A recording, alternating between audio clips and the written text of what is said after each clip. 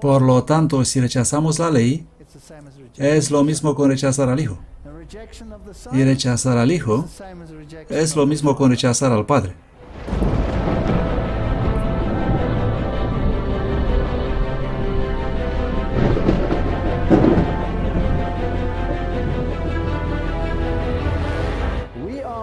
Estamos al borde mismo del conflicto final. Y el mundo necesita ser advertido. Este movimiento no es para formar congregaciones separadas. Este movimiento es para animar a todos. Así que el mundo parece revuelto. Pero ¿quién origina estos eventos? No se trata solo del mundo árabe. Está sucediendo en Europa. Esto va a venir aquí. La gente está harta de todo lo que está pasando en este mundo. Y esta es la brecha que necesita ser reparada en el tiempo que vivimos. Podemos estudiar profecías, podemos saber lo que está sucediendo en el mundo, podemos ver todas estas cosas, pero si no empezamos aquí mismo con Jesús, no vamos a ninguna parte. Reparando la brecha.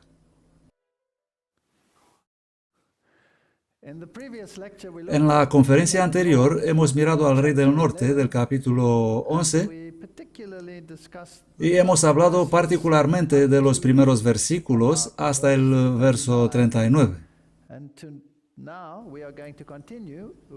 Ahora vamos a continuar el tema. Hemos visto la estructura del capítulo como merismo, donde tenemos las fuerzas en conflicto hegeliano una con otra, moviéndose hacia una síntesis. Y en este contexto vamos a continuar con el versículo 40. Y este periodo particular tiene que ver con el fin del tiempo. Pero al fin del tiempo, el rey del sur le va a empujar, presionar.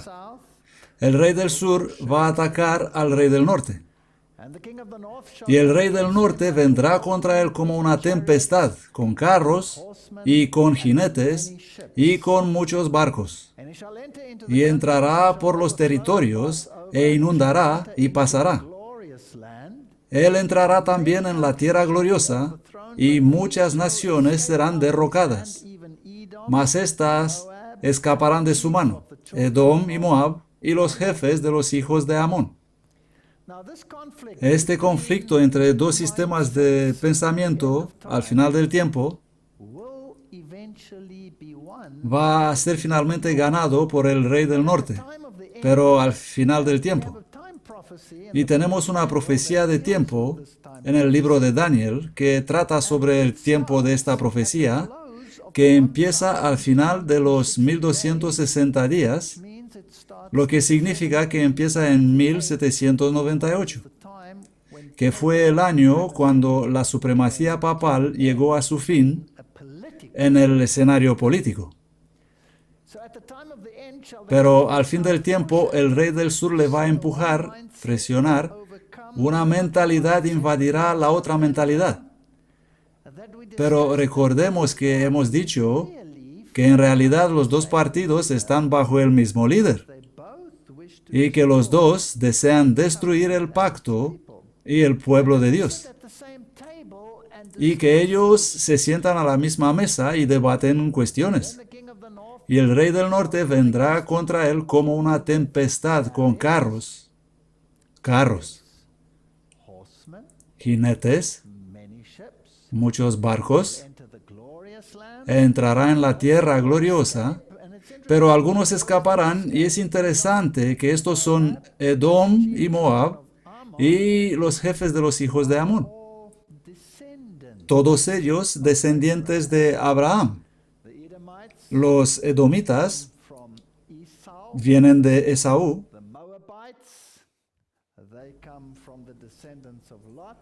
Los moabitas de los descendientes de Lot y los amonitas también descendientes de Lot, de la relación con su otra hija.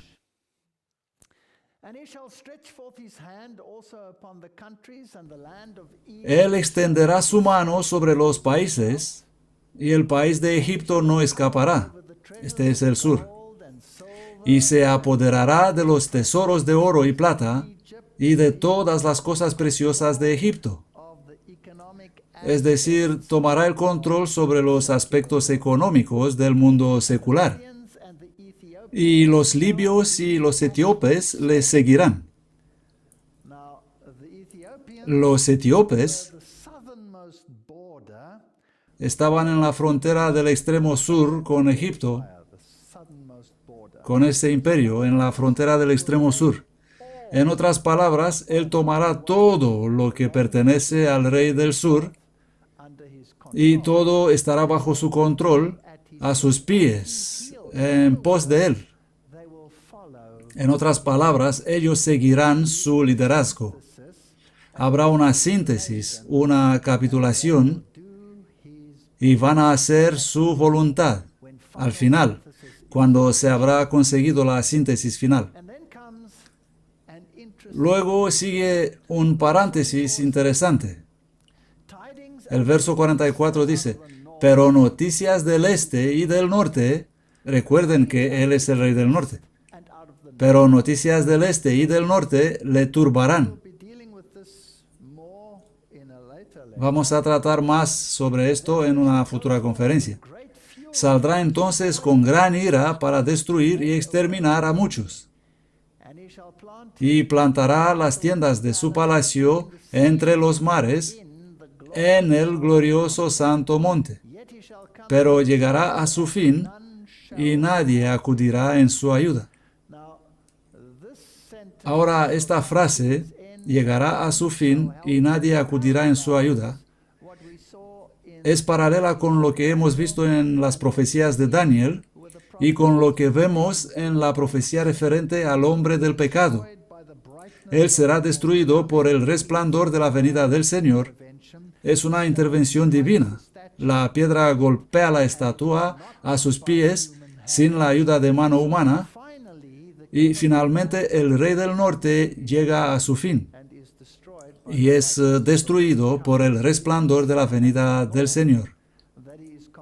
Así que las noticias del este y el norte que le preocupan deben pertenecer a la venida de Cristo que viene desde el este y el verdadero trono del norte que viene para castigo.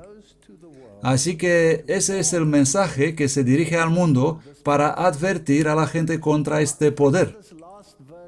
Si miramos este último verso aquí, y plantará las tiendas de su palacio entre los mares, en el glorioso santo monte, pero llegará a su fin, y nadie acudirá en su ayuda. El glorioso santo monte es el dominio de Dios. El monte, reino, esto se refiere al pueblo de Dios, o si le gusta más, la nación de Dios. Esta palabra en es interesante. Si leemos en la Nueva Versión Internacional, dice, y plantará las tiendas de su palacio entre los mares al hermoso santo monte. Pero llegará a su fin y nadie acudirá en su ayuda. O si leemos la nueva King James Version, dice, y plantará las tiendas de su palacio entre los mares y el glorioso santo monte. Ahora, ¿hace esa pequeña palabra en, al, y alguna diferencia? Sí que lo hace. Una enorme diferencia. Tristemente, estoy inclinado a creer que la King James Version en este caso es correcta. Esto da miedo, porque esto significa que Él va a plantar su pensamiento incluso en el santo monte, en la iglesia de Dios. Aunque esto implica que no tiene que llegar tan lejos. Bueno, vamos a ver en el curso de las conferencias si esto es así. Así que vamos a la historia y confirmar algunos de estos puntos. Daniel 11:40. Pero al fin del tiempo, el rey del sur le va a empujar. El tiempo del fin siendo 1798, el final de la profecía de 1260 días. La historia nos cuenta que Berthier, el general francés, invadió Roma y tomó cautivo al Papa. Y por decreto de Napoleón declaró que el Estado papal ha sido disuelto y reemplazado por un gobierno secular. Así que el secularismo le invadió o le empujó de su posición. Y luego, el secularismo debe gobernar un tiempo y luego el reverso tendrá lugar y el rey del norte volverá a invadir el sur y finalmente la síntesis se llevará a cabo y el sur estará pisándole los talones. Y van a expresar su furia contra el Santo Pacto colectivamente. Pero también hemos visto que ambas partes están realmente controladas por el poder del dragón. Y por lo tanto, ambas partes en realidad también se consultan mutuamente. Y detrás de las puertas cerradas deben pasar muchas más cosas, mientras discuten cómo llevar a la gente a decidirse contra el Santo Pacto. En 1798, Berthier invadió Roma, abolió el gobierno papal y estableció uno secular, Enciclopedia Americana. Así que el secularismo, el humanismo y todos los ismos que excluyen a Dios afuera de sus arenas políticas asumieron el control. Estoy fascinado por la historia. El que hizo esto fue Napoleón. Y con solo una pequeña peculiaridad de la intervención divina, él también fue en realidad el rey del sur, porque él conquistó el Egipto, invadió el Egipto. Es fascinante ver que la masonería tiene algo que decir sobre esto. Y para estar seguro de que usamos fuentes fidedignas, los vamos a usar de ellos mismos. Su misma página web de la Gran Logia de Columbia Británica y Yukon. Y afirman aquí, las pruebas a favor de la hipótesis de una iniciación masónica de Napoleón anterior al título imperial es abrumadora. La iniciación se llevó a cabo en el cuerpo de la Logia del Ejército Filadelfia de Écossais, del rito primitivo de Narbonne. La tercera iniciación de la escuela comunicativa siendo una avanzada en este rito. Estas iniciaciones ocurrieron entre 1795 y 1798. Estas son cosas fascinantes. Así que en los años anteriores a esta presión se formaron sociedades secretas y reunieron en sus filas a los que jugarían los principales papeles en los eventos finales. Porque la batalla se da para tu mente. Y lo que ellos pueden conseguir en secreto puede tener impacto sobre toda la humanidad. Por lo tanto, ¿qué pasó una vez que se formó una de estas sociedades? ¿Y quién la formó? Tendremos que ver eso. Y vamos a ver,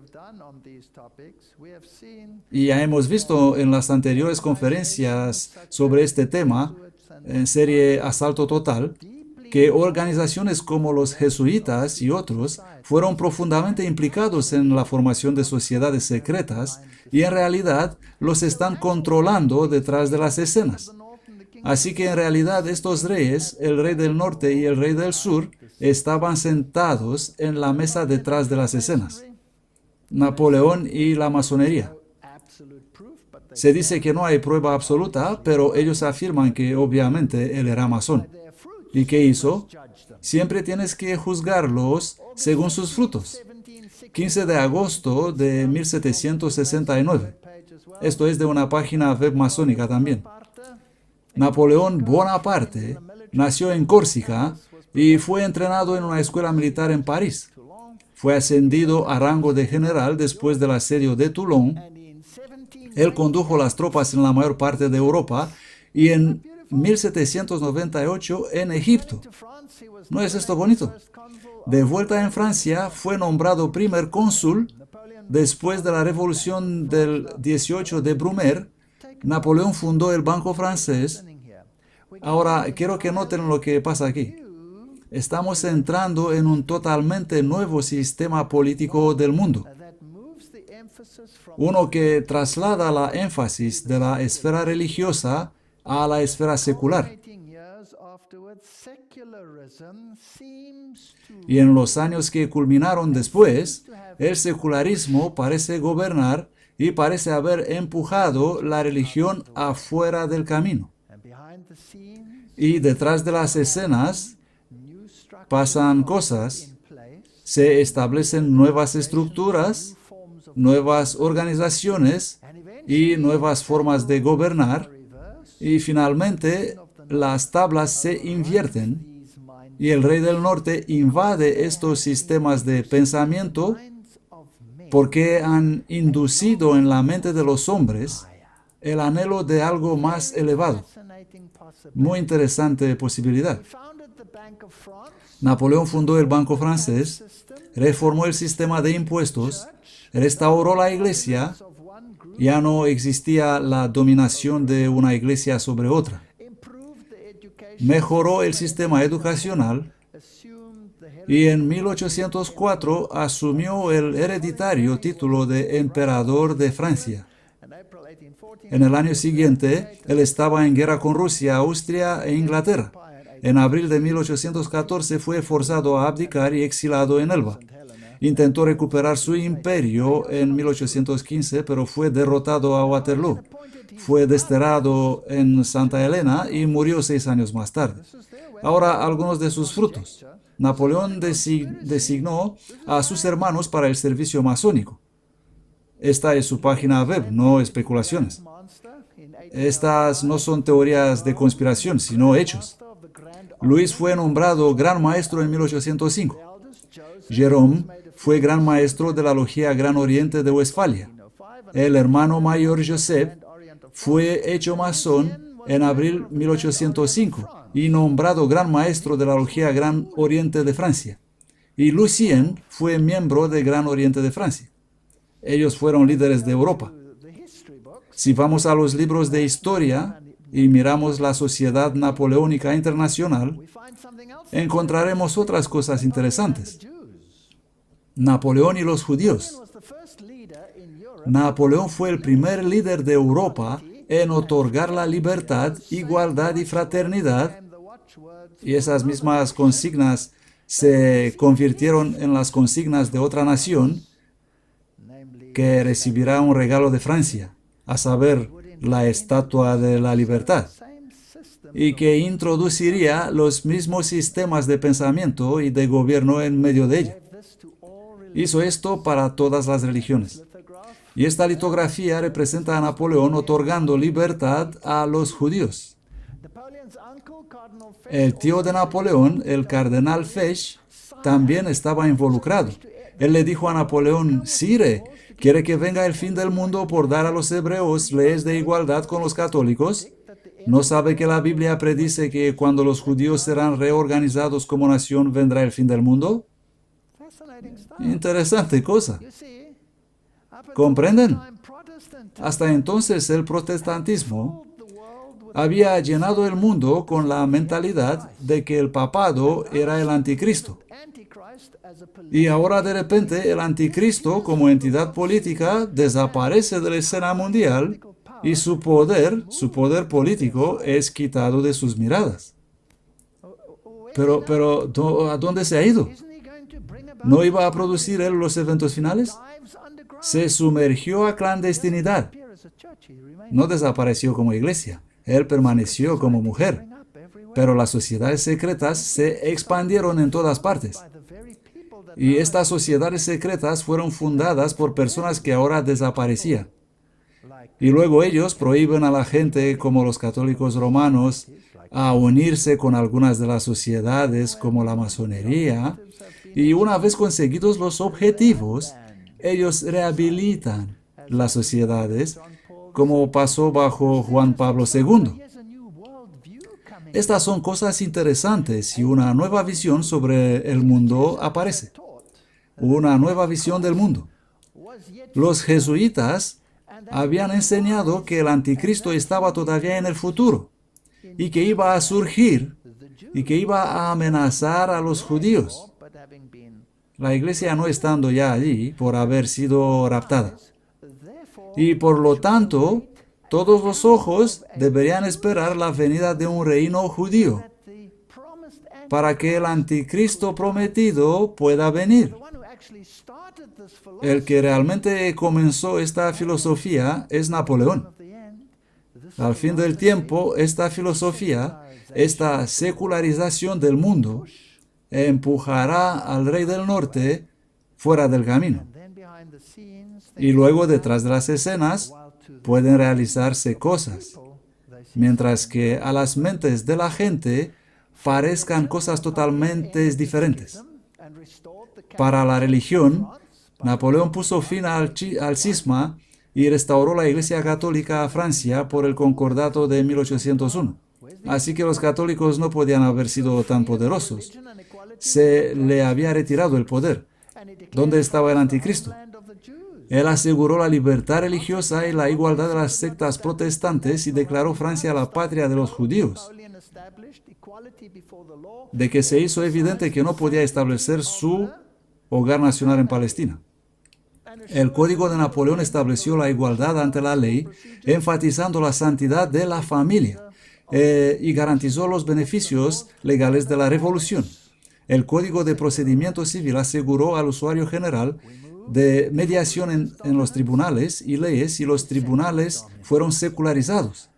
Pasamos a la dominación, de la dominación religiosa a la dominación secular.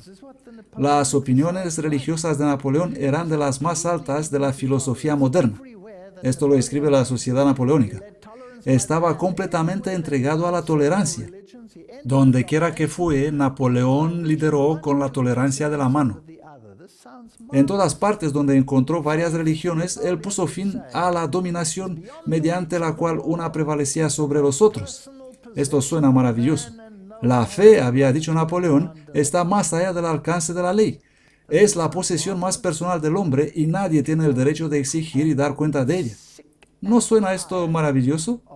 Y la gente estaban enfermos y hartos del fervor religioso, de intervención religiosa, de presión religiosa, leyes religiosas, y aquí venía la libertad.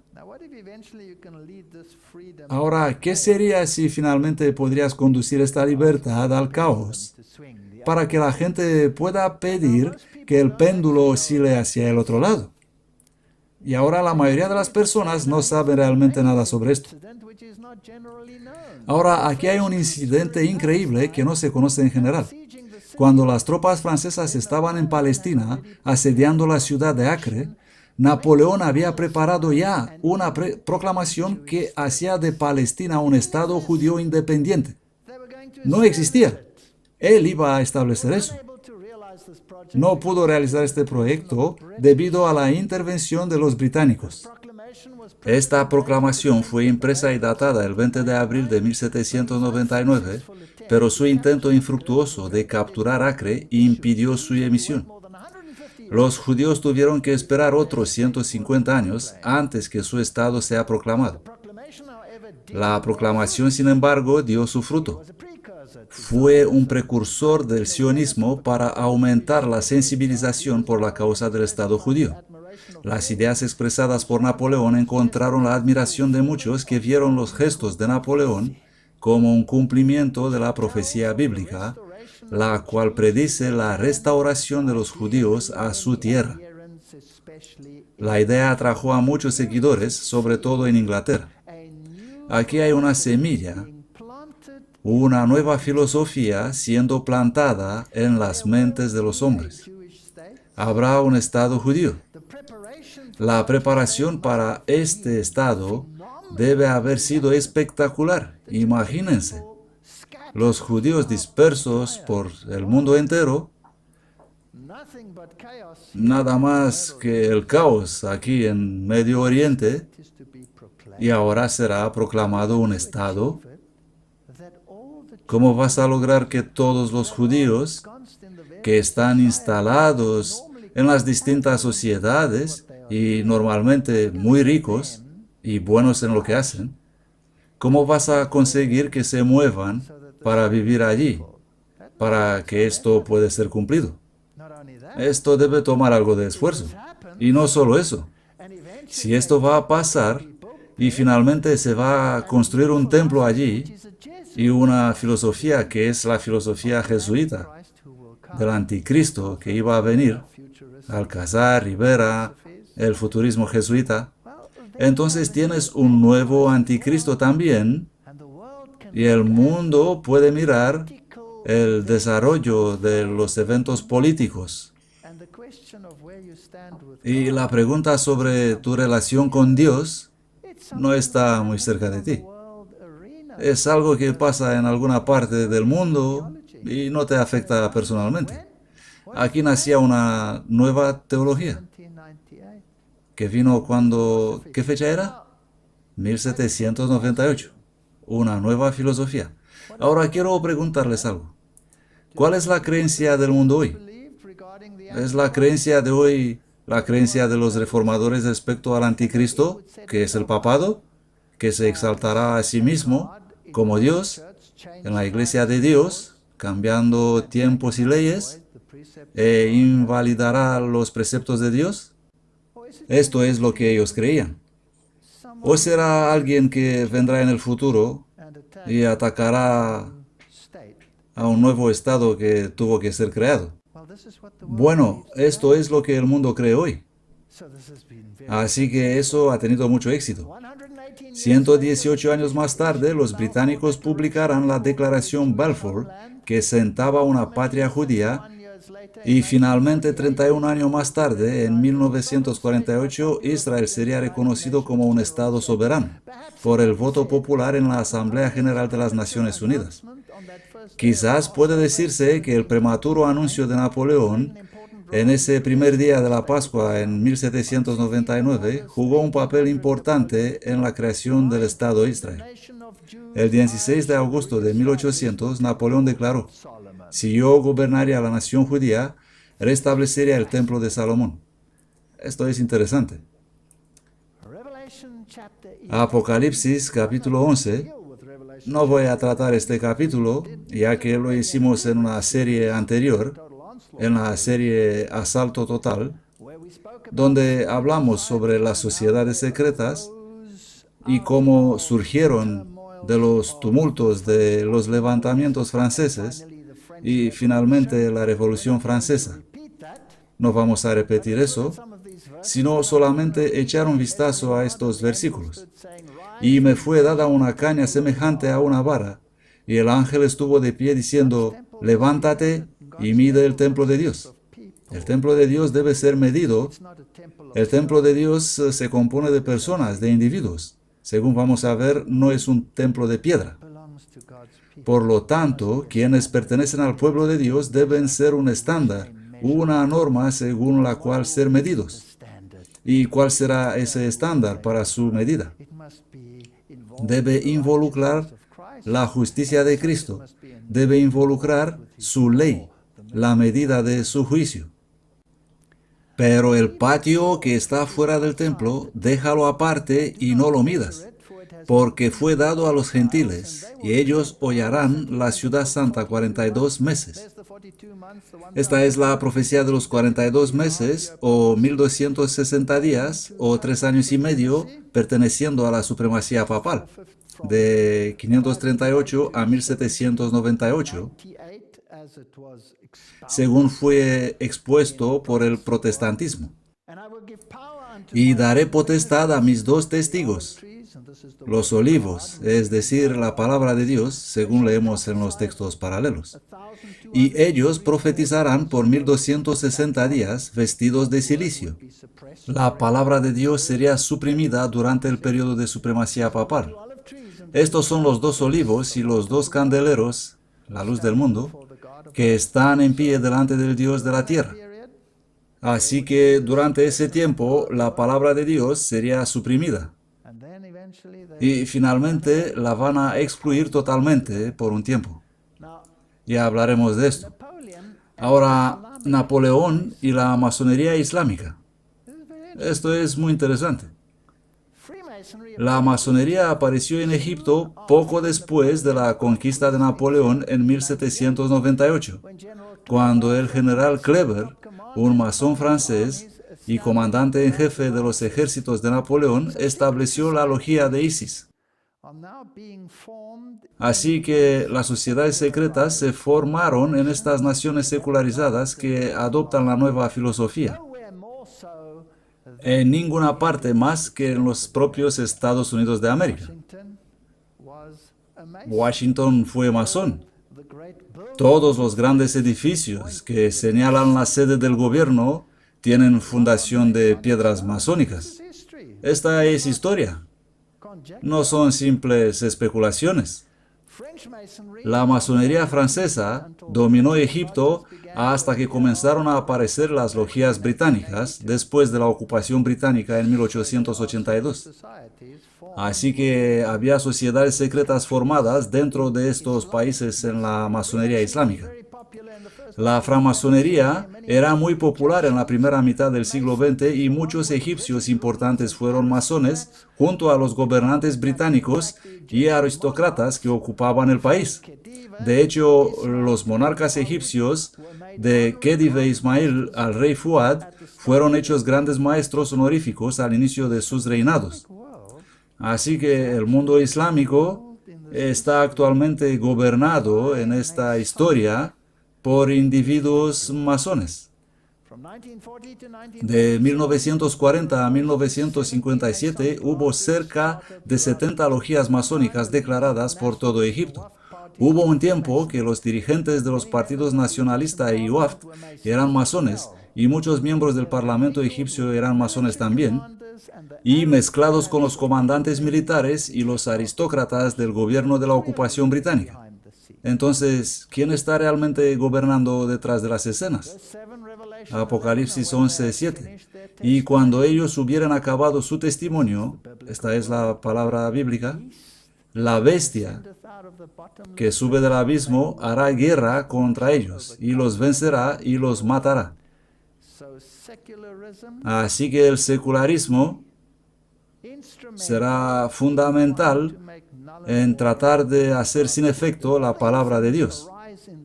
Y todos los ismos aparecieron en ese periodo de tiempo. Evolucionismo, espiritismo, todos aparecieron entonces. Y sus cadáveres yacerán en la plaza de la gran ciudad, que espiritualmente es llamada Sodoma y Egipto. Espiritualmente. No literalmente, sino espiritualmente. Por lo tanto, es una forma de pensar, una mentalidad secular. Les hago una pregunta. ¿Vemos esto en el mundo hoy? ¿Qué vemos? ¿Vemos sistemas de gobierno basado en Dios? ¿O vemos sistemas de gobierno humanísticos?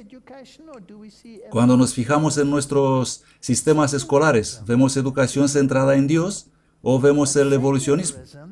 El secularismo gobierna el mundo, pero el secularismo conduce al colapso de la moralidad.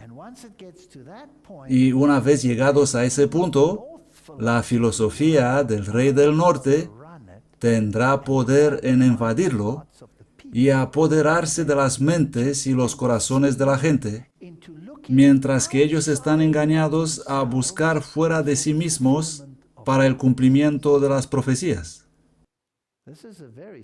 Se trata de un plan muy astuto. Grattan Guinness comenta sobre el hombre del pecado. ¿Quién fue él? Fue un hombre de la iglesia anglicana y vivió en los años 1800.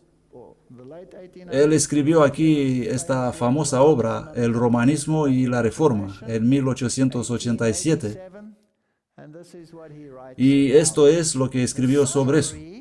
El resumen de la evaluación protestante de las profecías. Él, refiriéndose al papado, está sentado en el templo de Dios.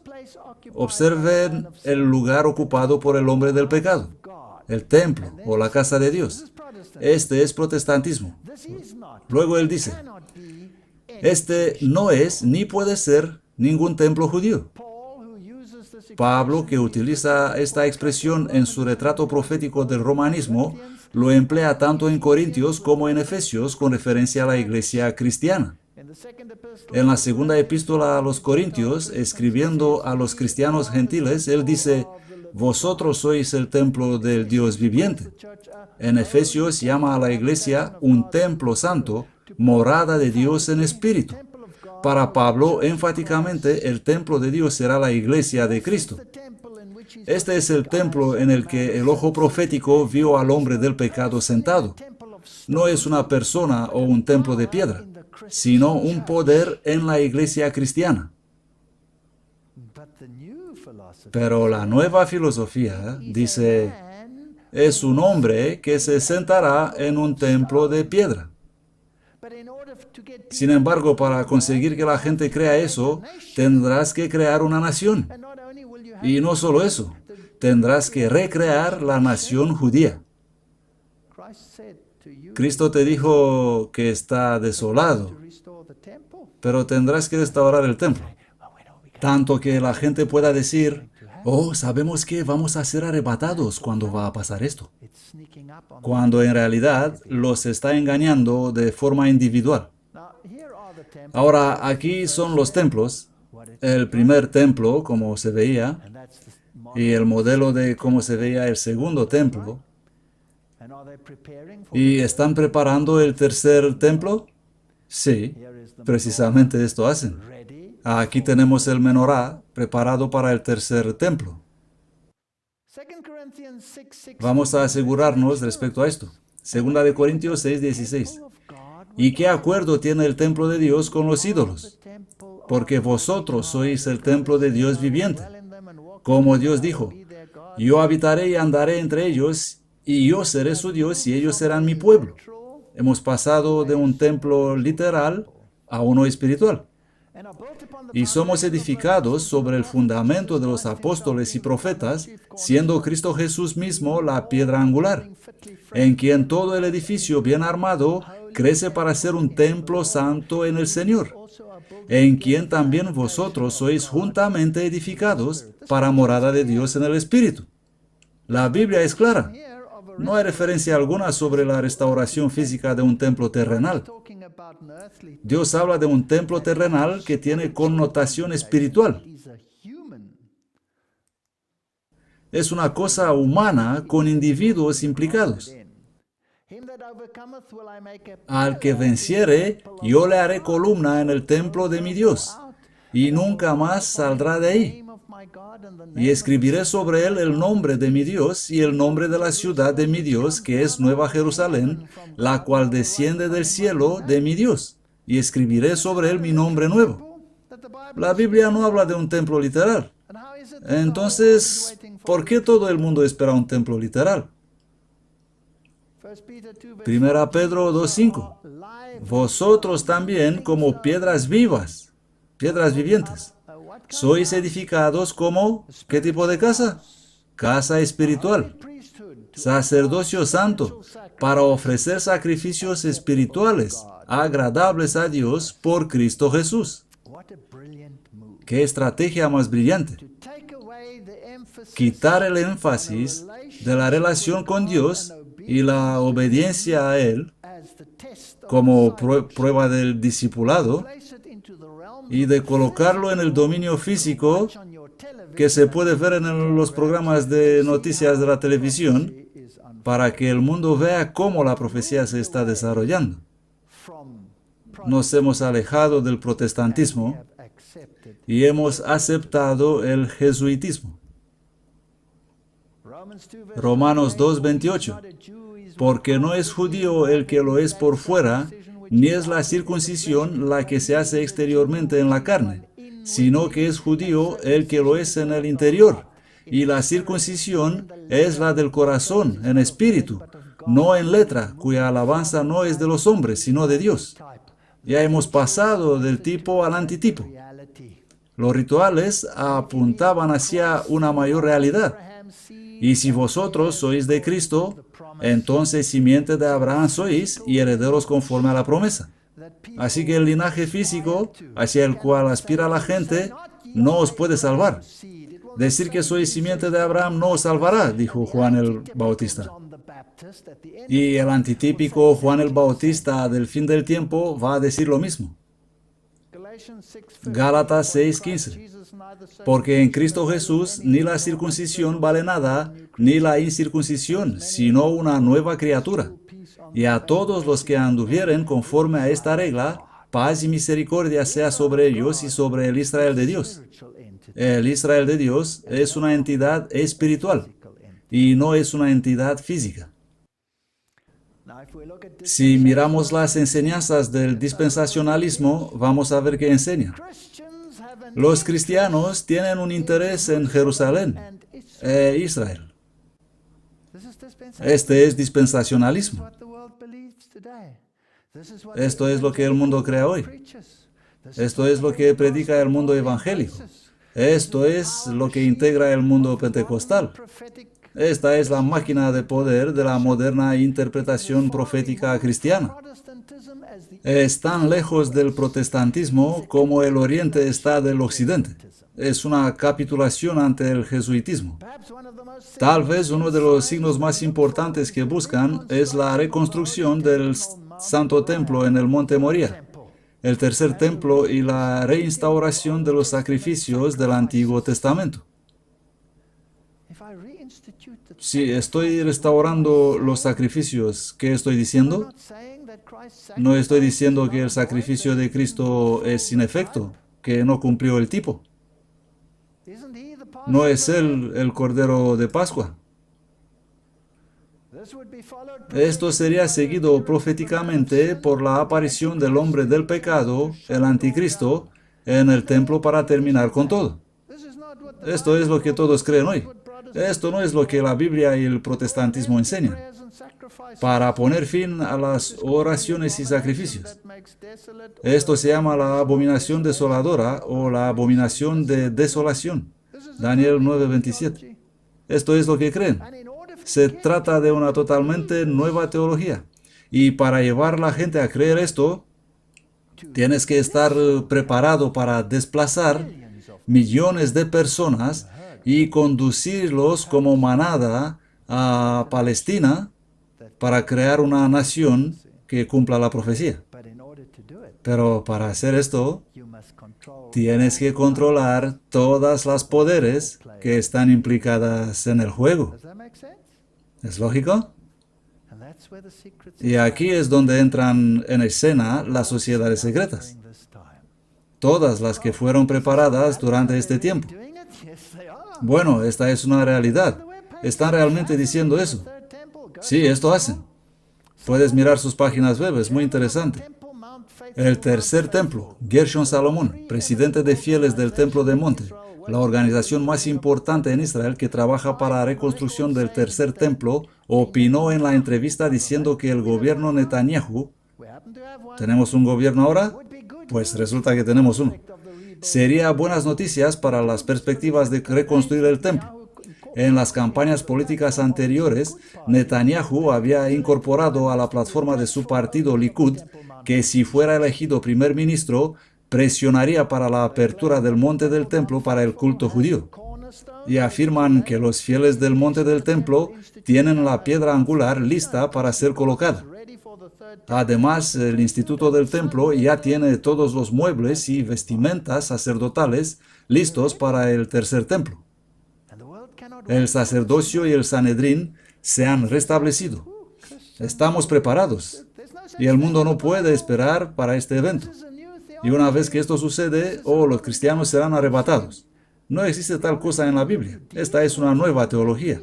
Esta es una teología concebida por romano-católicos y vamos a tratar con esto en detalle en las futuras conferencias para mostrar que no es bíblico. Y aún así todo el mundo lo cree. Estuve en el monte del templo no mucho tiempo atrás y, por cierto, ahí está el domo de la roca. Y hoy en día hay una gran conjetura. Al entrar allí estábamos hablando un idioma maravilloso llamado Afrikaans. Y estos tres caballeros estaban tan emocionados y nos saludaron en ese idioma. Ellos eran de Sudáfrica. Eran personas tan agradables, muy amables. Mírenlos cómo sonríen. Nos sentamos, tuvimos una buena charla con ellos y una buena risa. Tengo simpatía hacia el mundo musulmán. Tengo gran simpatía para el mundo musulmán. Y nos ocuparemos de algunos de esos problemas y algunas cosas que vamos a tratar son muy sensibles. Y me señalaron ahí a estos árboles en el monte del templo que se estaban muriendo. La parte superior estaba secándose. Ellos me dijeron, estos árboles se están muriendo porque los judíos están excavando bajo el monte del templo y muchas de las fuentes de agua de estos árboles han sido cortadas. De hecho, temen que los fundamentos mismos del domo de la roca están en peligro. Imagínense si ese edificio un día simplemente desaparece en alguna caverna debajo. Oh, qué caos tendríamos. Pero ellos dicen que quieren reconstruir el templo. Ahora, quiero hablar un poco sobre la historia sensible. Si tratamos con la historia sensible, bueno, entonces tengo que citar fuentes que la cuentan en lugar de decirlo yo. Este es un libro muy interesante. Y tienen la página web para comprobar si desean. Los hechos son hechos. Este es un libro escrito por un judío. Y él confrontó la forma de pensar de muchos de los individuos altos puestos del mundo. Cosas interesantes. En este libro, Benjamin Friedman, un judío, escribe acerca de los judíos y revela una historia interesante. Afirma que los actuales judíos en Palestina no son los verdaderos descendientes de los judeanos, sino descendientes de los Khazares. En la carta dirigida al doctor David Goldstein, de Boston, Massachusetts, un converso al catolicismo, el autor Benjamin Friedman, de Nueva York, a 10 de octubre de 1954, ofrece algunas ideas interesantes. Esto es de dominio público. Vamos a echar un vistazo a ver qué encontramos.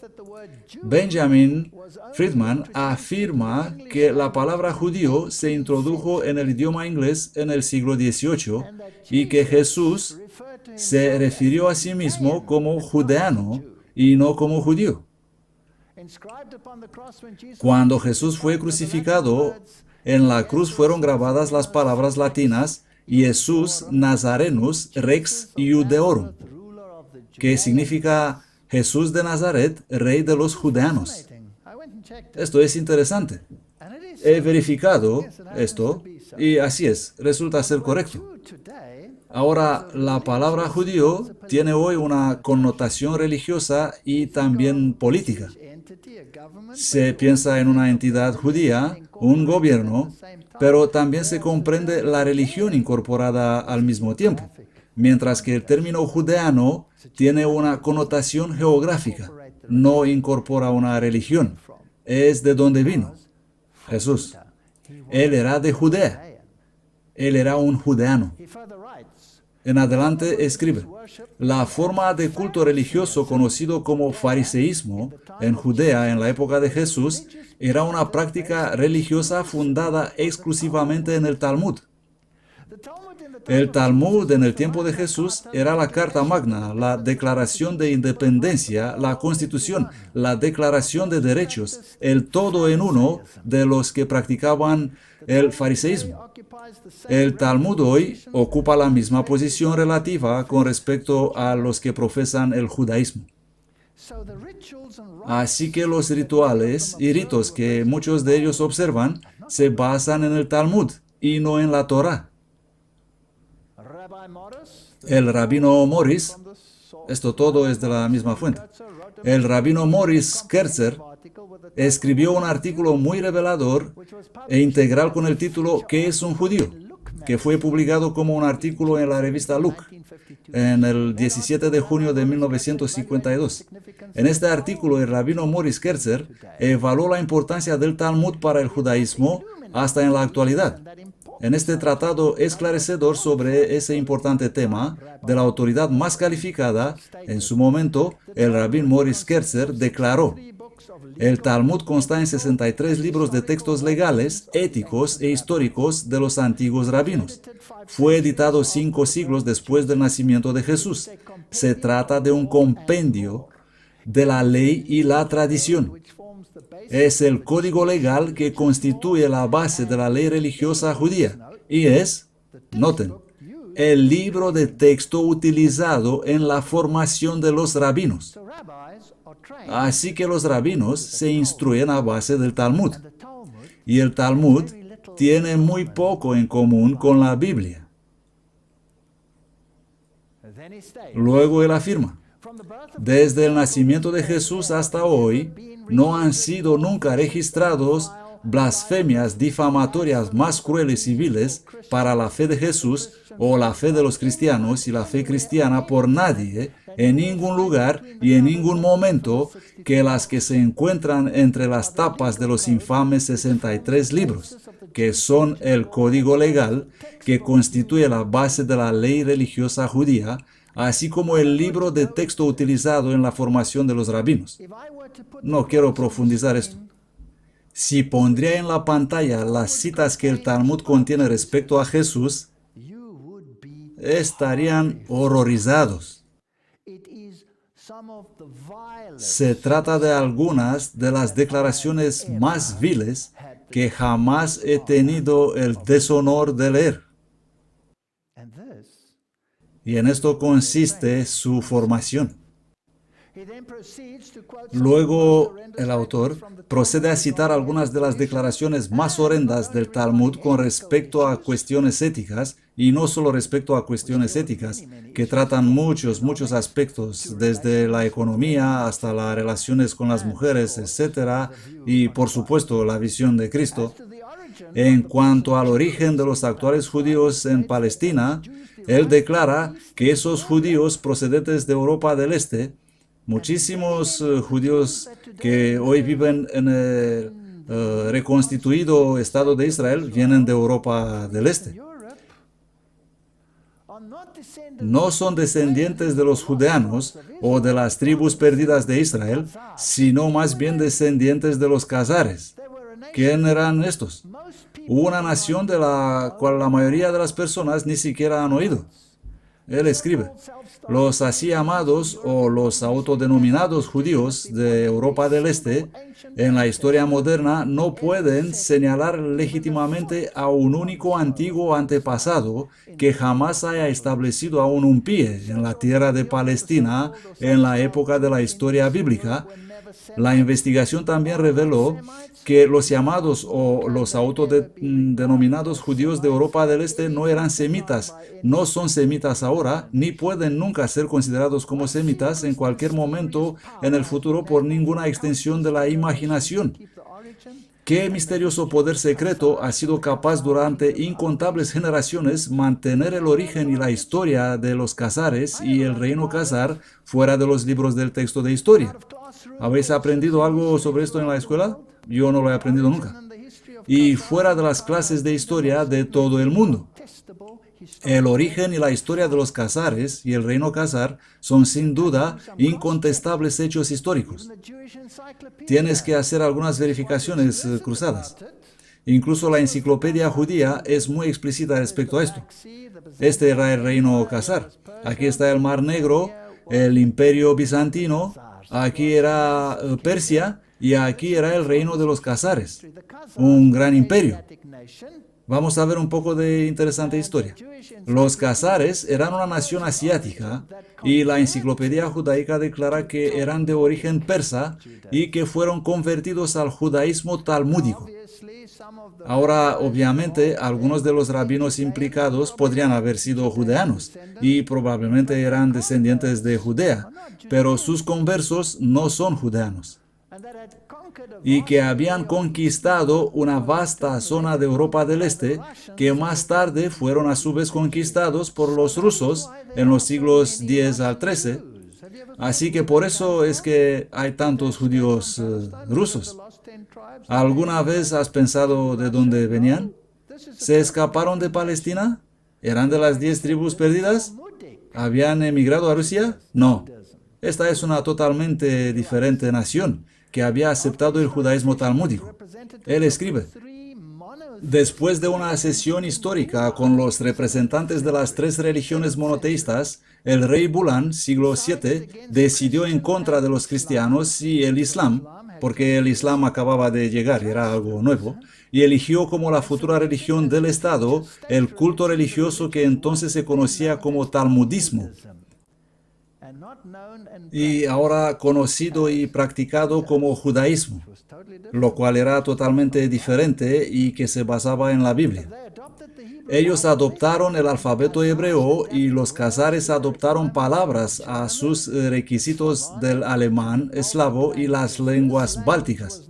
Este lenguaje se conoce como Yiddish. El Yiddish utiliza los caracteres alfabéticos hebreos, pero no es el hebraico. Es Yiddish. Siempre me he preguntado, cuando oigo hablar el Yiddish, entiendo algunas palabras. ¿Por qué? Porque soy alemán. Ellos tenían muchos intercambios con las universidades y sus estudiantes recibieron capacitación. Así que aquí es una nación que ha ocupado esta zona y que había adoptado esta religión, y trajeron rabinos y formaron a la gente, pero no eran de Judea. Ahora vamos a ir a la actualidad, y en acuerdo con esta historia vemos que la religión del Estado moderno de Israel se basa en tradiciones cabalísticas y talmúdicas y están muy lejos de la adoración bíblica de Yahvé. Y se basa en el Talmud, que es tan anticristo Jesús que niega cualquier comprensión. Y aquí tenemos, en marzo de 2006, durante una visita a la Universidad Yeshiva en Brooklyn, Nueva York, hubo una institución judía dedicada al estudio del, ¿qué? Del Talmud. Tenemos al cardenal Casper. ¿Quién es el cardenal Casper? Es un cardenal asociado al ecumenismo. Ellos están honrando el Talmud juntos. ¿Saben? Detrás de las cortinas existe un acuerdo. Porque yo, como cristiano, puedo simpatizar con cualquier otra religión, pero no puedo asimilar una religión que habla mal de Cristo Jesús. Ni puedo estar en unión con una religión como esa, porque ¿pueden dos ir juntos a menos que estén de acuerdo? Vamos a volver a la sociedad napoleónica y ver qué pasó en adelante. Napoleón fundó el Banco Francés, ya hemos visto eso, la Bolsa Francesa, Bolsa de Valores, así como el Departamento Nacional de Tasas de Frontera. ¿Tenemos todos estos sistemas del gobierno en el mundo actual, sí o no? Sí, los tenemos. ¿Y tenemos el mismo sistema económico hoy, sí o no? Sí. El mundo va conforme a la bolsa de valores, para asegurar la tributación equitativa para todos. Como consecuencia, la renta de los campesinos franceses se disparó. Se establecieron agencias de estrategias y centros de investigaciones para idear proyectos vitales para la economía nacional. Así que se desarrolló un totalmente nuevo orden económico. Tenemos que ver quién inventó todas estas organizaciones, quién dirige las sociedades y organizaciones secretas hoy, quién las creó, quién es el instigador. Tenemos que ver quién es el jefe detrás de las escenas. Y es posible que obtengamos una imagen diferente respecto a lo que pasa en el mundo. Fue organizada una cámara de industrias para proporcionar datos e información para la industria francesa, como lo demuestra el éxito del cultivo de remolacha azucarera y la industria de conservas. En las Fuerzas Armadas, Napoleón fue pionero en lo que se describe hoy como los principios de la guerra. Ya saben, los ejércitos de hoy se basan en la organización creada por Napoleón para su gran ejército y se ha utilizado desde entonces. ¿Quién controla estos ejércitos? ¿Quién controla la máquina de guerra del mundo? ¿Quién controla el movimiento del armamento? Estas son preguntas importantes. Y ahora se vuelve interesante. Napoleón desaparece. Él dijo, quiero un Estado judío, quiero reconstruir el templo judío. ¿Qué está plantando en las mentes? Una idea. Él fundó las logias. En el tiempo, las logias británicas comienzan a hacerse cargo de estas logias y, por supuesto, se integraron. Luego Prusia, después de la muerte de Napoleón, retractó las leyes liberales en 1815 después de la batalla de Waterloo. El peor revés se infligió a los judíos por parte de los estados papales. Casi pareció como si Pío VII había tomado venganza contra la población judía de su territorio por la humillación que había sufrido a manos de Napoleón. Él no se contentó con encerrarlos tras los muros de los reconstruidos guetos, sino que obligó a los judíos a llevar de nuevo el distintivo amarillo. Los judíos tenían que andar con un distintivo, con una muñequera. ¿Eso le suena familiar a alguien? En Sardina, los judíos fueron arrojados de nuevo en guetos y no se les permitió construir sinagogas. Mucho más tarde, algunas naciones europeas recibieron inmigrantes judíos entre 1824 y 1867. Holanda en 1830, una nación protestante. Ellos no comprendían lo que pasaba e intentaban ayudar a los judíos. Suecia en 1834 y Suiza en 38. Es notable que en Inglaterra no fue sino en 58, después de que Lord Lionel Rothschild fue elegido 5 veces, que se le permitió ocupar su escaño en el Parlamento.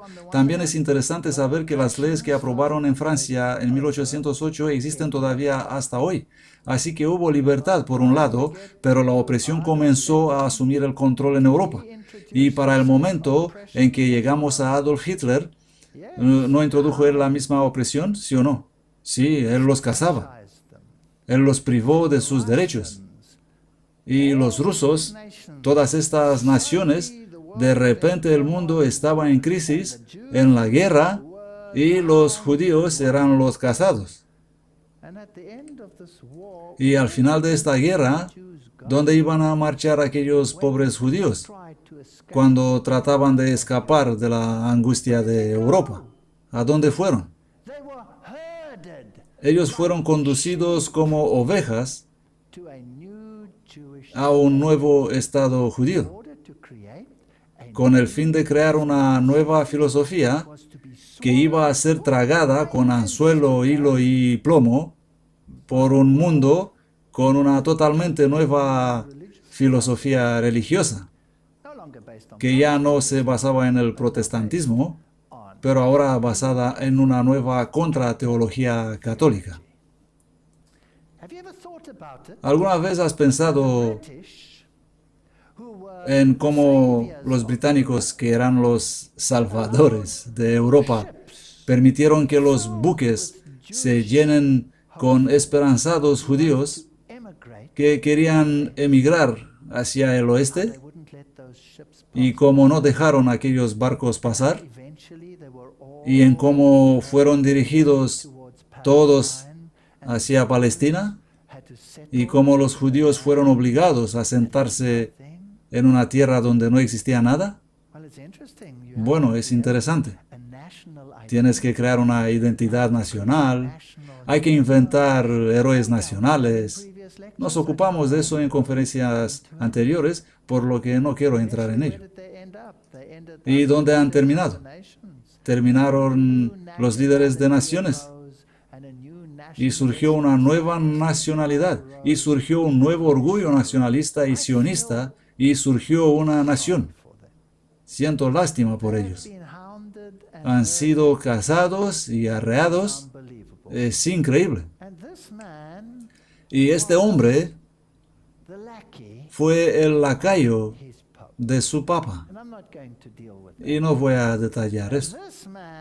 Y este hombre fue probablemente el mismo lacayo, sentado en la misma mesa detrás de las cortinas.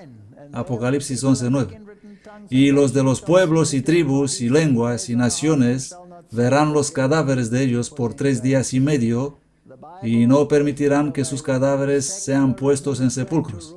Habían eliminado la Biblia.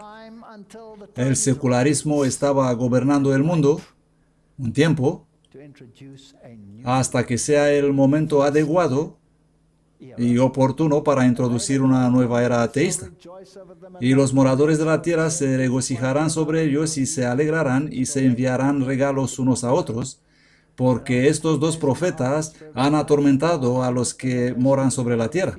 Y después de 3 días y medio el Espíritu de vida enviado de Dios entró en ellos y se pusieron de pies. Y vino gran temor sobre los que los vieron. Y oyeron una gran voz del cielo que les decía, subid acá. Y subieron al cielo en una nube y sus enemigos los vieron.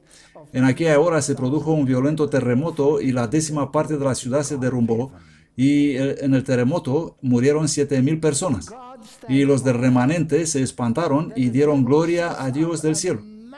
Va a estar Dios mirando impasible al diablo, estableciendo un masivo sistema de falsificación de la religión y sistema de falsificación que debe dirigir a la gente como ganado mediante la dialéctica hegeliana a una mentalidad colectiva sin dar una contrarrespuesta. Claro que lo va a dar. Ellos echarán a un lado la palabra de Dios, pero la palabra de Dios será exaltada. Los testigos se levantarán, las sociedades bíblicas se iban a formar y la palabra de Dios se iba a hacer prominente a pesar de que la suprimieron. Y no tendrá él un remanente que dirá, esto dice la palabra, para contrarrestar lo que se está configurando como una falsificación en este planeta. Yo creo que sí. Como el enemigo reúne sus fuerzas para el asalto final, así Dios levanta el tabernáculo de su verdad y estas dos fuerzas crecen juntos hasta que se encuentran en el conflicto final. Pero no es un templo literal de piedra que está involucrado, sino un templo espiritual. El pueblo de Dios, basados en la palabra, en conflicto con el hombre del pecado y su falsificación. Cuando Cristo vino la primera vez, estableció su iglesia, el templo espiritual, sobre la nueva piedra angular, y el muro de separación entre judío y gentil fue derribado. Esta nueva filosofía, esta nueva religión que literaliza las profecías atrás, hacia una Palestina literal, hacia un Estado judío literal, no tienen fundamento en la Biblia. Amos 9:11, en aquel día yo levantaré el tabernáculo caído de David, repararé sus brechas.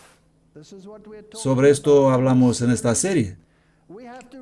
Tenemos que reparar las brechas. Restauraré sus ruinas y la reconstruiré tal como era en días de antaño, para que ellos posean el remanente de Edom y a todas las naciones que llevan mi nombre, dice Jehová, que hace esto.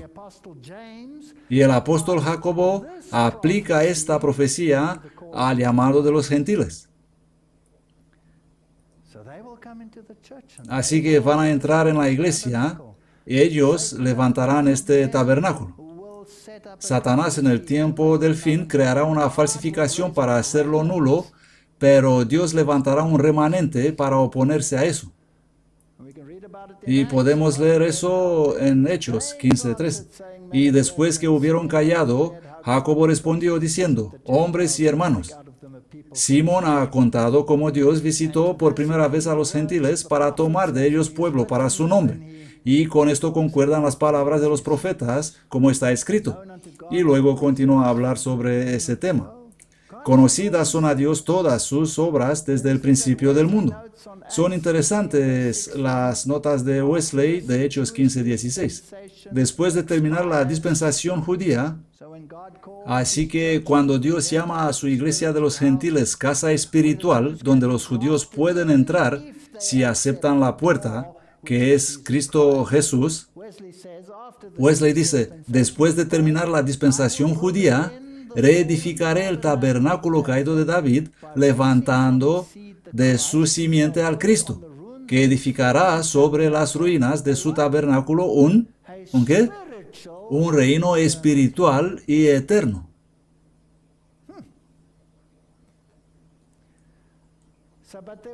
Pero debía ser una segunda reunión después de los 1260 años de profetizar en saco. ¿Recuerdan al final de este periodo de tiempo en que los gentiles habían llenado el patio exterior después de los 1260 días en que la Biblia estaba profetizando en saco, ya que había sido suprimida por la supremacía papal, que Dios levantaría un remanente? Y la palabra de Dios una vez más se levantará hasta el cielo, a fin de que todas las lenguas, tribus y naciones sean capaces de tomar una decisión. Y en la profecía de Isaías, paralela a Daniel 11, 41 y 44, leemos acerca de esto. Vamos a leerlo. Y acontecerá en aquel día que Jehová pondrá su mano de nuevo. ¿Qué dice aquí? Por segunda vez, para recobrar el remanente de su pueblo que haya quedado de Asiria, de Egipto, de Patros, de Cush, de Elam, de Sinar, de Hamat y de las islas del mar. Una reunión universal del pueblo de Dios en un templo espiritual al final del tiempo. Y levantará pendón a las naciones y reunirá a los desterrados de Israel y reunirá a los esparcidos de Judá de los 4 rincones de la tierra. Una reunión global y una enseña. La ley de Dios, Cristo nuestra justicia, el sábado contra el sábado papal. Y se disipará la envidia de Efraín, y los enemigos de Judá serán eliminados. Efraín no envidiará a Judá, y Judá no oprimirá a Efraín. Habrá armonía entre el remanente final del remanente. Mas volarán sobre los hombros de los filisteos al occidente, saquearán también a los del oriente. Edom y Moab les servirán, y los hijos de Amón les obedecerán. Vendrán muchos que eran la simiente de Abraham, es decir, los que tienen la mentalidad de Abraham. El verso 15 dice, y secará Jehová la lengua del mar de Egipto, y con su fuerte viento agitará su mano sobre el río, y lo herirá en sus 7 brazos, y hará que los hombres pasen por él con sandalias. Y habrá carretera para el remanente de su pueblo que ha quedado de Asiria. Fuera de Babilonia, salid de ella, pueblo mío, para que no toméis parte de sus pecados, como lo hubo para Israel cuando subió del país de Egipto. Habrá una segunda reunión. Habrá un segundo movimiento hacia Canaán, que es el celestial. Isaías 58:12 nos dice cuál será la naturaleza de este movimiento. Y los que serán tuyos edificarán las ruinas antiguas, levantarás las fundaciones de muchas generaciones. No hay otro fundamento sobre el cual podemos construir excepto Cristo Jesús. Y serás llamado el reparador de brechas, el restaurador de calzadas para habitar. Este mensaje es para contrarrestar la mayor falsificación jamás creada en la historia humana, la cual fue creada para engañar al pueblo de Dios y para adormecerlos tranquilos. Si dejas de profanar el sábado, de hacer tu placer en mi día santo, y llamarás al sábado una delicia, el día santo de Jehová, honorable, y lo honrares, y no haciendo tus cosas, no buscando tu interés, ni hablando tus propias palabras, yo te haré subir sobre las alturas de la tierra, y te daré a comer la heredad de Jacob tu padre. Porque la boca de Jehová lo ha hablado. Si quieres la vida eterna, si quieres la herencia de Jacob, entonces vuelve en armonía con la única fundación que tiene algún valor, Cristo Jesús, y obedece a sus mandamientos que incluyen el sábado. Esta es la obra del remanente. Y esta es la obra de contrarrestar la falsificación del engañador. Luis F.U.R. declara, Jesús reina ahora. Las profecías acerca de su reino de gracia se están cumpliendo ahora. Esta fue la apasionante carga de la predicación de los apóstoles después del descenso del Espíritu Santo en Pentecostés. Fue este reconocimiento del cumplimiento de las profecías del reino en relación con la iglesia que dio poder a sus predicaciones y que también suscitó el odio de los judíos contra ellos. aquello que los judíos consideraban totalmente futuro, escuchen atentos ahora, que será cumplido literalmente en conexión con el Israel nacional, los apóstoles predicaban como siendo cumplido en la obra de predicación del Evangelio. Los judíos no lo querían, querían liberación nacional.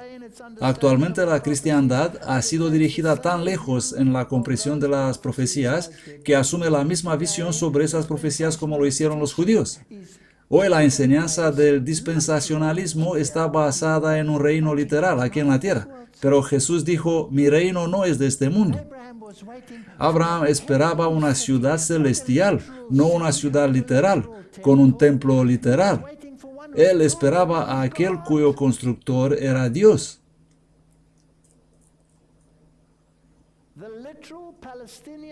Todos esperan el cumplimiento literal en Palestina relacionada con los judíos. Cuando el pueblo de Dios, como los primeros discípulos, buscarán fervientemente a Dios en oración y estudio, y el Espíritu Santo será derramado plenamente sobre ellos, ellos, al igual que los discípulos, enfatizarán más espiritualmente la interpretación de estas profecías, que son tan popularmente aplicadas literalmente a Palestina. Y como esa predicación enfadó a los judíos, también tal predicación hoy día, respaldada por el poder del Espíritu Santo, creará antagonismo. Nos dirigimos hacia un conflicto. Y esto se va a convertir en una guerra. Daniel 11:40. Pero al fin del tiempo, el rey del sur le va a empujar, presionar. ¿Tiene sentido ahora? Y el rey del norte, la brecha en el medio, implementando el engañoso sistema secular, conduciendo al caos e inmoralidad, y luego establecer su verdadero propósito, sistema con principio hegeliano. Y el rey del norte vendrá contra él como una tempestad con carros. Él tendrá los poderes militares del mundo detrás de él, con jinetes y con muchos navios. Esta es la economía. Y entrará por los territorios e inundará y pasará. Entrará también en la tierra gloriosa y muchas naciones serán derrocadas, mas éstas escaparán de su mano, Edom y Moab y los jefes de los hijos de Amón. Habrá un remanente con la mentalidad de Abraham, mediante la fe. Asimismo, extenderá su mano a las otras tierras y no escapará el país de Egipto. Él derrocará ese sistema de pensamiento y se apoderará de todos los tesoros de oro y plata. Él va a controlar la economía. La Biblia dice que el rey del norte controlará la economía. Por tanto, si en estas conferencias encontraremos que el rey del norte controla la economía, ¿es esta una especulación? ¿Es una teoría de conspiración? ¿O es realmente un hecho? Y de todas las cosas preciosas de Egipto, y libios y etíopes seguirán sus pasos. Literalmente, ellos seguirán en pos de él. Él conduce el espectáculo. La mentalidad del rey del sur es derrocada por un enorme golpe final del rey del norte, que emplea tácticas de terror y crea caos militar y caos económico. Las alianzas militares forjadas por el rey del norte sirven para obligar al mundo a aceptar la moralidad colectiva que será dictada por él mismo. Incluso los mismos escogidos están en peligro aquí. Y la Biblia dice, se desmayarán los corazones de los hombres por el terror y de ansiedad por las cosas que vendrán sobre la tierra, porque las poderes del cielo serán sacudidas. Sigue el punto culminante. Que Dios del cielo nos ayude. Así que el mundo será conmovido por el espíritu de la guerra. El mundo está conmovido por el espíritu de la guerra. La profecía del capítulo 11 de Daniel ha alcanzado casi su cumplimiento total. Pronto ocurrirán las escenas de angustia predichas en las profecías. La gente está buscando en todas partes las cosas equivocadas. Miran a Palestina, miran para guerras con el Islam, miran para guerras con no sé quién, cuando todo fue preparado para tomar el control de sus mentes. Se me mostró a los habitantes de la tierra en la más extrema confusión. Guerra, derramamiento de sangre, prohibiciones, miseria, hambre y peste eran extendidas por toda la tierra. Se me llamó la atención a la escena. Parecía haber un poco tiempo de paz.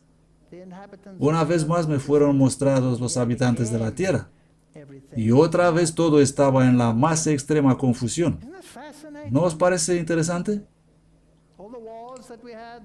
Todas las guerras que hemos tenido, la Primera y la Segunda Guerra Mundial, y todo el caos que siguió después, y luego un poco de paz, y luego otra vez caos, pero ahora es distinto.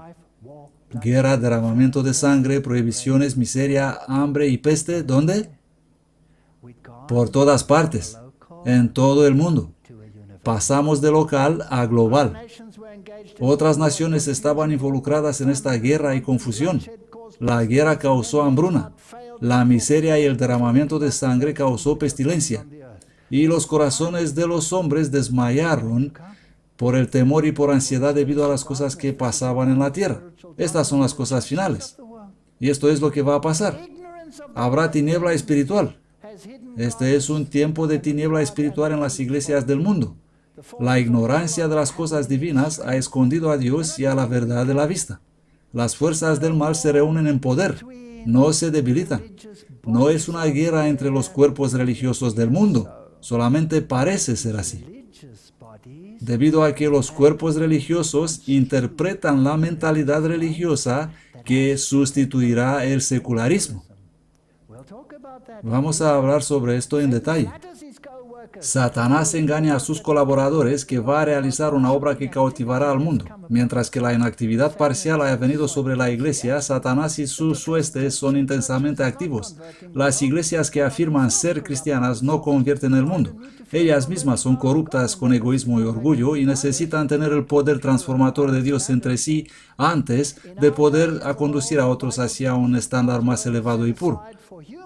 En nuestros días como en el pasado, la vital palabra de Dios es dejada al lado a favor de las especulaciones y teorías humanas. Muchos profesos, pastores del Evangelio no aceptan toda la Biblia como palabra inspirada. Esta es la ruina del secularismo. Un hombre sabio rechaza una porción, otro objeta otra parte. Valoran su juicio como superior a la palabra. Y las escrituras que enseñan provienen de su propia autoridad. La divina autenticidad es destruida. Así, las semillas de infidelidad son sembradas en abundancia, para que las personas se confundan y no sepan qué creer. Hay muchas creencias que no deberían guardarse en la mente. El mundo yace en la confusión. El diablo hace bien su trabajo. Los está dirigiendo como manada. Está llevando a cabo su juego mental. El mundo está conmovido por el espíritu de la guerra. Las profecías del capítulo 11 de Daniel han alcanzado casi su cumplimiento total. Pronto ocurrirán las escenas de angustia predichas en las profecías. He aquí que Jehová vacía la tierra, la despuebla, trastorna su superficie y dispersa a los habitantes de ella, porque traspasaron las leyes, cambiaron la ordenanza. Ya conocen todo eso. Han quebrantado el pacto eterno. Por eso la maldición consumió la tierra y sus moradores fueron asolados. Cesó el ritmo de los tambores, se terminó el bullicio de los que se alegran, se apagó el júbilo del arpa. Ahora, ¿cómo se nos va a implantar la nueva forma de pensar? Vamos a observar a algunos de los grandes pensadores del campamento romano católico. George Weigel. En 2008 él escribe Contra la corriente. Cortando contra la corriente de la sabiduría convencional, el libro de Weigel, elegido bestseller por New York Times, ofrece una mirada obligatoria al modo en que la enseñanza social católica arroja luz sobre los desafíos de la paz. George Weigel es consejero del Papa Benedicto. Al problema del pluralismo, a la cuestión de los derechos humanos y defensa a la libertad, en esta gran contribución, uno de los más preeminentes intelectuales de América ofrece un meticuloso análisis sobre los fundamentos de la sociedad libre y aboga con poder a favor del papel del razonamiento moral en relación con las amenazas a la dignidad humana manifestadas por el nihilismo afable y la violencia yihadista, y a un nuevo mundo perteneciendo a hombres y mujeres valientes. Necesitamos una nueva moralidad. Dos recientes libros explican esto y dan diferentes enfoques. Uno es Imperios Paralelos y el otro es el libro de Weigel, sobre el cual hemos hablado. Este es Imperios Paralelos y es una interesante y relevante historia sobre la turbulenta relación entre los Estados Unidos y la Santa Sede, relatada y analizada por el periodista italiano y privilegiado del Vaticano Massimo Franco. Imperios Paralelos no deja lugar a dudas sobre el impacto que la lucha entre estos dos grandes poderes, un poderío secular y el otro de influencia moral, ha tenido tanto en nuestra historia y en el mundo de hoy. El secularismo va a ser conquistado por el rey del norte. Pero noticias del este y del norte le van a turbar. Y luego, él se sentará en el glorioso Santo Monte. Y acuérdense de la Nueva Versión Internacional, como lo cambia en al o i. Y los 10 cuernos que has visto son 10 reyes que aún no han recibido reino, mas recibirán potestad por una hora como reyes con la bestia. Estos tienen un mismo acuerdo y darán su poder y autoridad a la bestia. Y según sabemos, la bestia es el catolicismo. La Biblia es absolutamente clara respecto a esto. El protestantismo lo dijo. Y la Biblia dice que este poder tendrá éxito. Así que el rey del norte, el sistema papal, controlando la mentalidad religiosa colectiva, va a conquistar el secularismo en todos los sistemas religiosos que, conforme a la Biblia, son todos clasificados como Baal o Babilonia.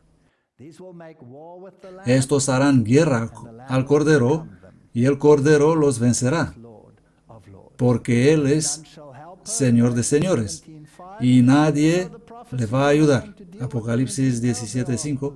Conocen las profecías, no voy a entrar en detalles. Existen conferencias en DVD respecto a estos temas. Las aguas, las naciones, donde se sienta la ramera, son pueblos, las multitudes, las naciones y las lenguas. Esta iglesia los controla. Esto es lo que nos enseña la Biblia. Y los 10 cuernos que viste en la bestia, estos aborrecerán a la ramera. Ahora, tradicionalmente, los 10 cuernos significaba Roma, un nuevo constituido imperio romano santo que controla el mundo mediante sus escalones secretos. Finalmente se volverán contra él cuando se enteran de que han sido engañados y que se les ha mentido. Porque Dios ha puesto en sus corazones ejecutar su voluntad y el ponerse de acuerdo y dar su reino a la bestia hasta que sean cumplidas las palabras de Dios. Así que ellos entregarán su poder, abandonarán a su secularismo, devolverán su poder al poder de la bestia, y Roma una vez más dictará la moralidad al mundo. Y luego Dios va a intervenir, y se darán cuenta de que han sido engañados. Las profecías de Balaam. No voy a leer esto todo, pero quiero destacar, mira, yo me voy ahora a mi pueblo. Voy a advertirte de lo que este pueblo hará con tu pueblo ¿cuándo? En los últimos días. Estas profecías sirven como tipo, no solamente para lo que pasó con el Israel literal, pero por lo que pasa y pasará con el Israel espiritual. Lo veré, mas no ahora. Primero proclama las hermosas profecías respecto a Israel y luego dice lo que va a pasar con las naciones al final. Lo miraré, mas no de cerca. Saldrá estrella de Jacob y se levantará cetro de Israel y herirá las esquinas de Moab y destruirá a todos los hijos de Set. Y será tomada Edom también Seir pasará por todas las naciones, y de Jacob vendrá el que tendrá dominio. Al final gobernará Cristo. Y Amalek va a desaparecer. Amalek representa el tipo para el pecado que te conquistará si no lo dominas tú, el que te va a destruir si no lo destruyes tú. El kenita será echado y va por las costas de Kittim. Entonces se levantó Balaam y se fue, y se volvió a su lugar, y también Balac se fue por su camino. Antes de regresar a su pueblo, Balaam pronunció la profecía más bella y sublime para el Redentor del mundo y la destrucción final de los enemigos de Dios. Lo veré, mas no ahora. Le miraré, mas no de cerca. Saldrá estrella de Jacob y se levantará cetro de Israel, y herirá las esquinas de Moab y destruirá a todos los hijos de Set. Y terminó prediciendo la completa destrucción de Moab y Edom, de Amalek y Kenitas, dejando así al rey de los moabitas ningún rayo de esperanza. Dios es el vencedor final. Pero ¿quién va a morir en este proceso si nosotros no le advertimos? Él volvió inmediatamente a la tierra de Moab y puso sus planes ante el rey. ¿Y cuáles eran los planes que él tenía? Vamos a conducir a los hijos de Israel en... ¿qué? En pecado. Y así los venceremos. Vamos a infiltrarnos. Vamos a infiltrar a los hijos de Israel. ¿Lo hicieron? Sí. Así que entraron en el campamento de Israel, ¿o es algo que ocurrió afuera del campamento? Dentro. ¿Va a pasar lo mismo al final del tiempo? ¿Va a plantar el rey del norte su tienda en la iglesia de Dios? Sí, lo va a hacer. Pero no venció entonces. Así que tampoco va a vencer ahora, porque el tipo encontrará el antitipo. Los mismos moabitas serán convencidos que mientras Israel permanecerá fiel a Dios, Él será su escudo. El plan propuesto por Balaam era de separarlos de Dios, atrayéndolos en idolatría. Si podrían ser conducidos en participar al culto licencioso de Baal y Astarot, su omnipotente protector se convertirá en su enemigo. ¿Creen que al fin del tiempo, por cual estas profecías sirven como tipo, conforme a lo que acabamos de leer en la Biblia, el rey del norte, Roma, plantará su mentalidad colectiva en los mismos límites de la iglesia de Dios? ¿Creen que va a hacer esto? Temo que sí, lo hará. Creo que la versión King James es correcta. Va a pasar dentro. Luego me llevó a la puerta que mira hacia el este, y aquí la gloria de Dios de Israel que venía del este. Así que el mensaje, Cristo viene, va a atemorizar al rey del norte. Los mensajes de los tres ángeles, según se propagan en el mundo, van a poner el temor de Dios en él. Y la venida de Cristo es también el rey del norte, el verdadero rey del norte que viene. Así que el temor del rey que viene del este y el temor del verdadero rey del norte, el mensaje proclamado por el pueblo de Dios al fin del tiempo, le van a enfadar muchísimo. Y el aspecto de la visión que vi era como aquella visión que vi cuando vine para destruir la ciudad. Y las visiones serán como la visión que vi junto al río Quebar, y caí sobre mi rostro. Y la gloria de Jehová entró en la casa por la vía de la puerta que daba hacia el este. Y miré, y aquí un viento tempestuoso venía del norte. Ezequiel 1:4.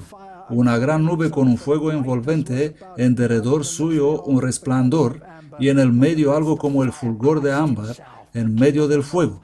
Cristo mismo, el rey del norte, el verdadero rey del norte, viene del norte y destruye al rey del norte, el falso, con el resplandor de su venida.